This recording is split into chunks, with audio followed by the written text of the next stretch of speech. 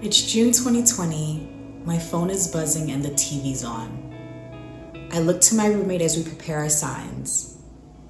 I gotta make sure it's clear because I wanna be heard even if I'm silent. We pack our bags, grab our keys and head to the door. Wait, don't forget your water bottle. You know it's gonna be hot. We live in Washington, D.C. The world is angry and we were ready to let the world and the White House know just how much Black lives mattered. We marched past thousands of bodies, many of them Black, screaming and mourning, continuously wiping sweat off their brows. Volunteers are passing out small fruits and water. If there's one thing that was competing with the roars of our voices, it was the heat. The day is done and we walk back home reveling in the streets through the historic district, coined Chocolate City for its high concentration of Black folks, but because it's undergoing gentrification, it was rapidly turning into Cappuccino City. Black Lives Matter signs are posted all around these white-owned businesses, which took over old mom and pop stores, luxury condos next to the historic DC townhomes, and of course in the window of the Starbucks that popped up the year before. It's a wonder how Black lives mattered at that moment. The contradiction, the confusion, but the heat, it was hot. Fast forward 2 years and I'm walking down another street. This time not with the crowd chanting in unison, but for leisure and exploration. The murals on the buildings look familiar as they're painted with Black and brown faces, similar to my home in DC. But this time I'm in the other Washington, Seattle that is. The sun is out, rain stopped and the gray skies are clear. I'm carrying my Howard water bottle and I can tell it's gonna be a beautiful summer. But I've heard stories about a heat wave so vicious that hospitals were even barely functioning. It made me nervous to hear. Good thing I have an AC in my apartment and for free. But that's not a standard here, as most people have to go out their way to buy or rent an AC unit. I continue my walk, admire the trees and feel the breeze. I look up and witness all of the beautiful LGBTQIA flags, with the Black and brown lines too. And in almost every window, a Black Lives Matter sign.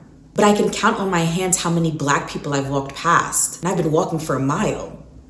Where are all the Black people, I thought? I ask around and I find the community over in South Seattle. While talking to a friend, she tells me, we used to be in the Central District. That was our town and where I grew up. But if you took me over there now, I'd barely recognize anything. She reminisces as she takes her hand to fan herself as it hits 70 degrees in the middle of March. All right, I have questions.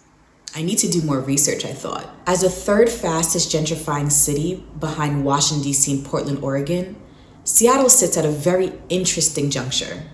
As the largest coastal city in the Pacific Northwest, and beyond its beautiful views, good quality of life, and reputation as one of the most liberal, expensive, and educated cities, Seattle also faces threats from earthquakes, tsunamis, landslides, wildfire smoke, and now extreme heat. With Black people making up 7% of the entire population and 73% of the Black residents here with low to moderate income making around $43K versus the $105K that white residents make, I wonder, how are they maintaining their livelihood with these high rising costs? And with the summer months now upon us, how are they gonna handle this heat? June 28, 2021 was the hottest day of the heat wave that hit the Pacific Northwest, and Seattle suffered temperatures upwards of 108 degrees, an all-time record. As a public sociologist, I researched different stressors that impact historically marginalized groups and their lived experiences, especially in the face of disasters and environmental threats. Using an intersectional lens, I also interrogate systemic and institutional barriers that they face when dealing with these threats. So in line with my sociological imagination, which calls for us to be objective and equitable in our research, I wonder, as the Earth only continues to warm, what protective measures are in place for people who occupy highly vulnerable spaces? We know of the multiple barriers to accessing resources like cooling centers and adequate park systems that Black people face nationwide. How are these needs barriers, and concerns being considered by government officials responsible for increasing the community's adaptive capacity and ability to mitigate impacts from climate-related hazards. Impacted by historical segregatory practices, discriminations, and inequities, many Black Seattle residents have been forced to migrate to environmentally hazardous lands near Superfund sites. Now we're thinking of issues beyond the physical and lived environment, like proximity to healthcare professionals, to addressing issues like asthma and other respiratory issues, adequate access to education, trying to have some kind of economic stability, and of course, a fragile social community network. And looking over at the AC port in my apartment, it feels like AC or any cooling is a luxury, not a right. So now here I am walking around my living room, my phone is buzzing and the TV's on. This is loaded. And it's starting to get a little hot.